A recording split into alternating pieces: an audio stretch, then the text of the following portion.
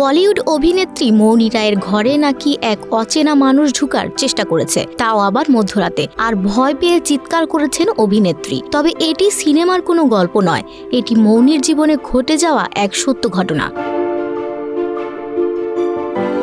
হিন্দুস্তান টাইমসের প্রতিবেদন অনুযায়ী 1 মে মুক্তি পেয়েছে মৌনি রায় অভিনীত সিনেমা দ্য ভূতনি। নাম শুনেই বোঝা যাচ্ছে সিনেমাটি ভৌতিক কমেডি স্টাইলের। বর্তমানে মৌনি তার এ সিনেমার প্রচারে ব্যস্ত।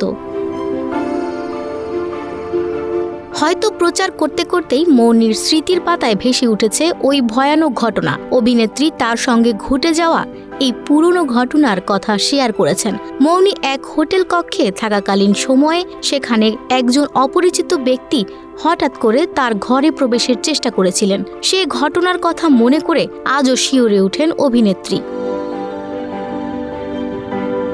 অভিনেত্রী বলেন, আমার কাছে একদম নতুন ছিল ওই শহরটা। আমি নিজেও তখন ছোট একটা শহরে থাকতাম। আসলে হোটেলে আমার ঘরের চাবি কেউ চুরি করেছিল। আমার ঘর খোলার চেষ্টা করেছিলেন। তবে যেটা ভালো বিষয়, তখন আমি একা ছিলাম না, আমার ম্যানেজারের সঙ্গেই ছিলাম। আমরা কি হচ্ছে বুঝতে পেরে চিৎকার শুরু করি।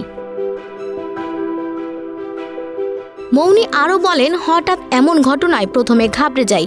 তারপর আমরা রিসেপশনে ফোন করার চেষ্টা করি। বুঝতে পেরে ওই ব্যক্তি বলেন তিনি ঘর পরিষ্কারের কাজ করতে এসেছেন।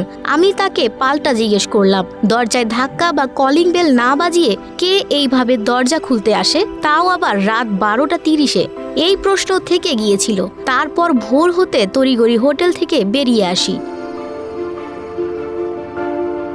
মৌনি রায় ও সঞ্জয় দত্ত ছাড়াও দ্য ভূতনি ছবিতে সানি সিং, পলক তেওয়ারি এবং আসিফ খানের মতো তারকারা অভিনয় করছেন। ছবিটি পরিচালনা করেছেন সিদ্ধান্ত কুমার সচদেবা, যে সিনেমায় মৌনিকে একটি ভূতের ভূমিকায় অভিনয় করতে দেখা যাবে।